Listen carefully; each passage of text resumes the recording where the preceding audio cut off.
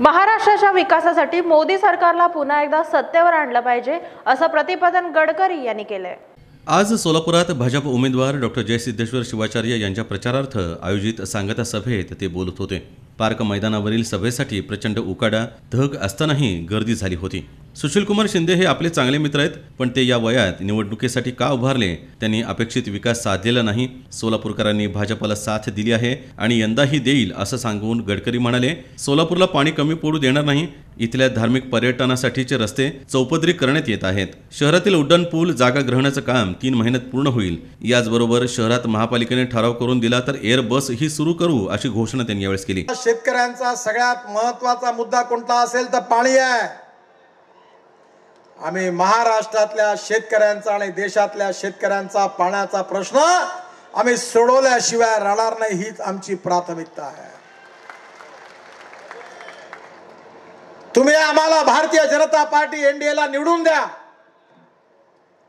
आटपाडी असेल, सोलापूर जिल्ह्यातला दुष्काळी भाग असेल, सर्व भागामध्ये एका बेसिनचं पाणी दुसऱ्या बेसिन मध्ये घेऊन जलशिवाराच्या मार्फत जलसंवर्धन करून आणि कॅनॉलच्या ऐवजी पाईपलाईन मधून पाणी घेऊन आणि आलेलं पाणी ड्रीप इरिगेशननी देऊन आम्ही संपूर्ण महाराष्ट्राला दुष्काळ मुक्त केल्याशिवाय राहणार नाही,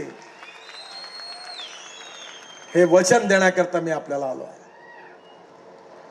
बांधवांनो, बहिणींनो, सोलापूर जिल्ह्यामध्ये एक वेळ सोलापूरचा टावेल जग प्रसिद्ध होता, पण आज स्थिती चांगली नाही आहे। सुभाष बापूंनी आता सांगितलं की या ठिकाणी उद्योग आले पाहिजे, तरुण माणसाला बेरोजगार निर्माण झाला पाहिजे। मी आपल्याला विश्वास देतो की येणाऱ्या काळामध्ये सोलापूरमधून एक्सपोर्ट झालं पाहिजे आणि एक्सपोर्ट होण्यामध्ये सगळ्यात मोठी अडचण कोणती असेल तर आपली लॉजिस्टिक कॉस्ट जी आहे ती 18% आहे। चायनामध्ये 46% माल पाण्यावरून वाहून जातो, नदीतून नेतात, आणि आपल्याकडे रोडवरून जातो। समजा रोडवरून जाण्याकरता 10 रुपये खर्च असेल, रेल्वेने जाण्याकरता 6 रुपये खर्च असेल, तर पाण्यावरून जाण्याकरता केवळ 1 रुपया खर्च आहे। आणि म्हणून येणाऱ्या काळामध्ये सोलापूरला जसा आम्ही जालन्याला ड्रायपोर्ट बांधलाय, सॅटेलाइट पोर्ट बांधलाय, सिंधी वर्धेला सॅटेलाइट पोर्ट बांधलेला आहे, तसं सुभाष बाबूंनी मागणी केली की सोलापूरचा एक्सपोर्ट स्वस्त झालं पाहिजे, सोलापूरमध्ये उद्योग आले पाहिजे। जर लॉजिस्टिक कॉस्ट कमी झाली तर एक्सपोर्ट वाढेल, एक्सपोर्ट वाढलं तर इंडस्ट्री येतील, इंडस्ट्री आली तर तरुण मुलाच्या हाताला काम मिळेल। आणि म्हणून सोलापूरला त्यांनी मागणी केली ड्रायपोर्टची। मी तुम्हाला वचन देतो की निश्चितपणे हे ड्रायपोर्ट करण्याचा आम्ही प्राधान्याने विचार करू, सोलापूरच्या विकासाकरता हाही शब्द देतो।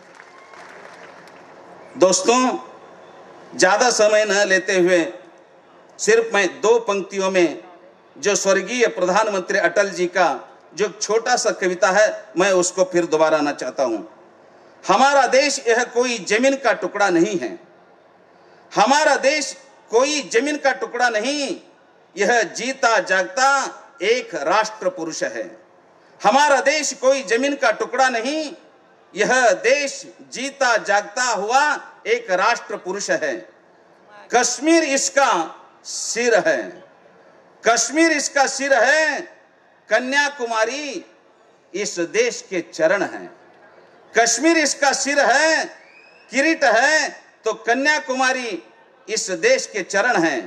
पंजाब और हरियाणा विशाल 2 बाहू हैं या विशाल 2 खंदे हैं। दिल्ली हमारा दिल है, दिल्ली हमारा दिल है, जो कुछ दिनों के बाद आपके लिए दूर भी नहीं है।